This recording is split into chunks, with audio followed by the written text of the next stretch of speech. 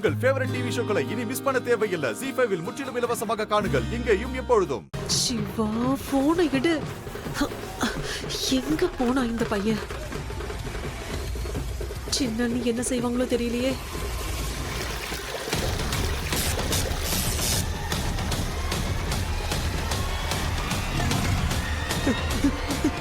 எனக்கு பயமா இருக்கு. இப்ப நான் என்ன பண்றது? காப்பாத்துங்க, ப்ளீஸ் காப்பாத்துங்க.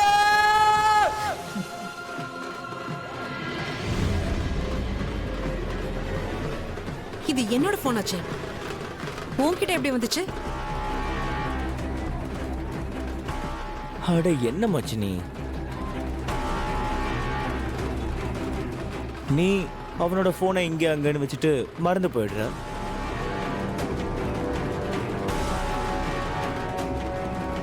யாராவது எடுத்துட்டு போயிட்டாங்கன்னா என்ன பண்றது? அதனாலதான் பத்திரமா எடுத்து வச்சேன். நீயே பாரு, எனக்கு எல்லார் மேலேயும் எவ்வளவு அக்கறை இருக்கு இல்ல? நல்லா தெரியுதே.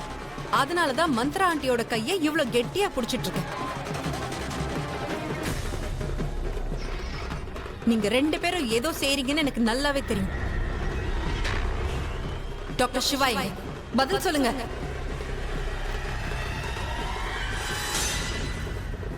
இங்கதான் எங்கேயாவது இருப்பான்.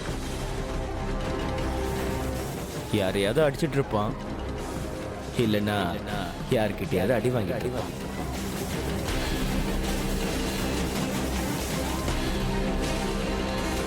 இந்த சிவனோட நகரத்துல அந்த சிவன் மேல சத்தியம் பண்ணி சொல்றேன், ஒருவேளை டாக்டர் சிவாவுக்கு உன்னால ஏதாவது ஒண்ணு ஆச்சு,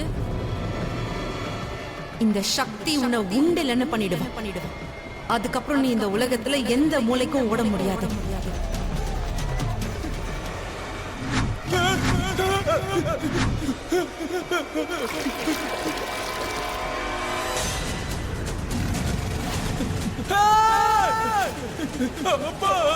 பாட்டி, காப்பாத்துங்க ப்ளீஸ்.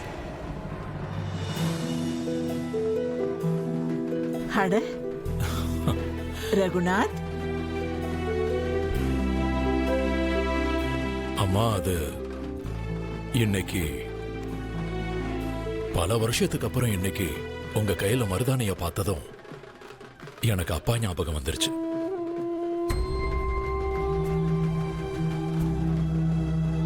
அப்பா உயிரோட இருக்கும்போது நீங்க எவ்வளவு அழகா அலங்காரம் பண்ணிப்பீங்க, அது உங்களுக்கு ரொம்ப பிடிக்கும். இன்ஃபேக்ட் எனக்கு நல்லா ஞாபகம் இருக்கு, அப்பா உங்ககிட்ட பல முறை சொல்லி பார்த்திருக்கேன், நீ எங்கேயாவது போகணும்னு நினைச்சா நீ காலையில இருந்தே ரெடியாக ஆரம்பிச்சிடு, அப்பதான் கரெக்ட் டைமுக்கு போக முடியும்னு சொல்லுவாரு. அதோட அவர் இன்னொன்னையும் சொல்லுவாரு, நீ ஏற்கனவே அழகா தான் இருக்க, உனக்கு எதுக்கு இந்த அலங்காரம்லான்னு சொல்லுவாரு.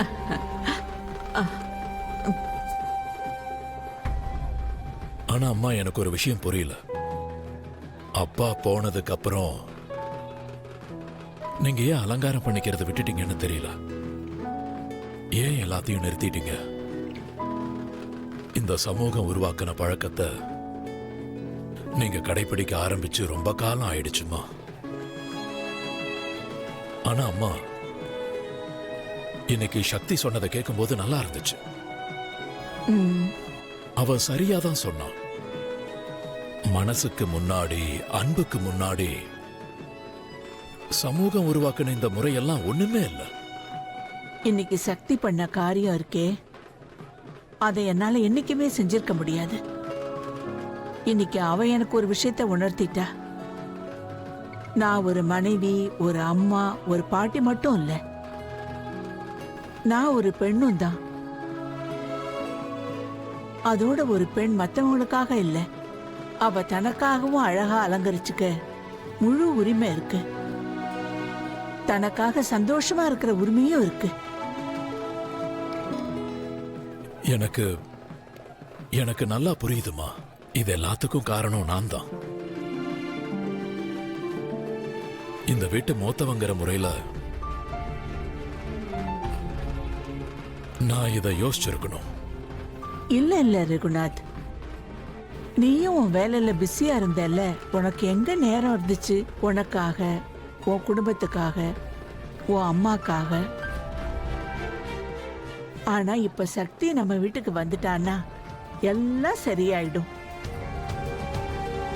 நீ வேணா பாரு, எந்த விஷயத்த நாம இத்தனை வருஷமா மறந்து போயிருந்தோமோ அதையெல்லாம் நமக்கு ஞாபகப்படுத்திடுவா. எனக்கு அவ என்னமோ நம்ம குடும்பத்தை இன்னும் நல்லாக்கிடுவான்னு தோணுது. நம்ம உறவுகளையும் இன்னும் நல்லபடி மாத்திடுவா. எனக்கும் நீங்க சொல்றது சரின்னு படுது. நீங்க சக்தியோட அம்மா அப்பா கிட்ட பேசுறது நல்லது.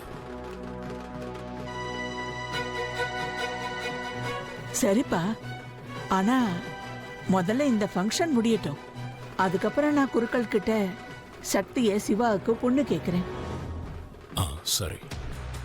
ஆனா இந்த சிவாவை ரொம்ப நேரமா காணுமே, எங்க போனான்னு தெரியலையே. இங்கதான் எங்கேயாவது இருப்பான்.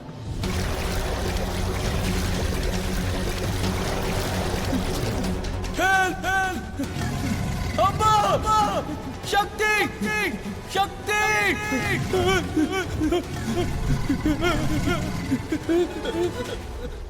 சித்தப்பா, தர்மனா, சக்தி,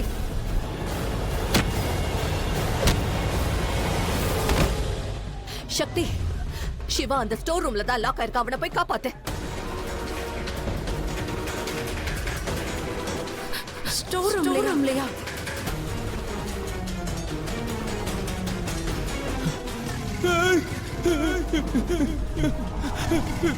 சக்தி, சக்தி!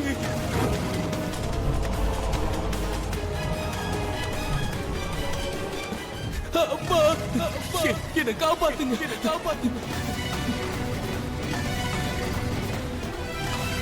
பாட்டி, காப்பாத்துங்க, காப்பாத்துங்க! என்ன யோசிச்சுட்டு இருக்க? போய் அவனை காப்பாத்து.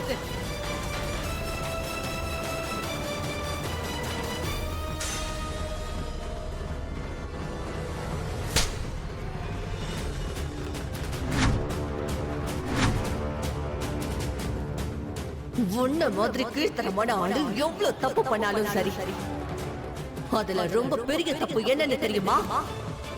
இந்த மந்திராவையே சேலஞ்ச் பண்றது. உனக்கு அவ்வளவு தைரியமா? அவ்வளவு தைரியம் வந்துருச்சா? இப்ப பாரு, உன்னை நான் என்ன பண்றேன்னு பாரு. காப்பாத்துங்க!